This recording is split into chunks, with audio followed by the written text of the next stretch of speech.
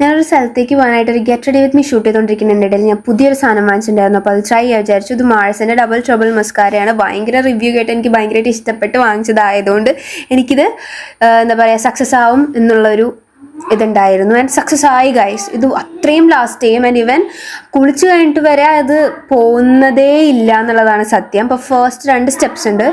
ഒന്നാമത്തെ സ്റ്റെപ്പ് എന്ന് പറയുന്നത് ലെങ്തനിങ്, രണ്ടാമത്തെ വോള്യൂമിനൈസിങ്. ലെങ്തനിങ് കുറച്ചുകൂടി നമ്മുടെ ലാഷസ് ഭയങ്കര ലെങ്തി ആയിട്ട് തോന്നിക്കും. ആൻഡ് നിങ്ങൾക്ക് വീഡിയോയിൽ എത്രത്തോളം തോന്നിക്കുന്നുണ്ടെന്ന് അറിയില്ല. പിന്നെ നമ്മൾ എവിടെ പരിപാടി അവതരിപ്പിച്ചാലും എന്തെങ്കിലും പ്രശ്നം ഉണ്ടാവും എന്നറിയാലോ.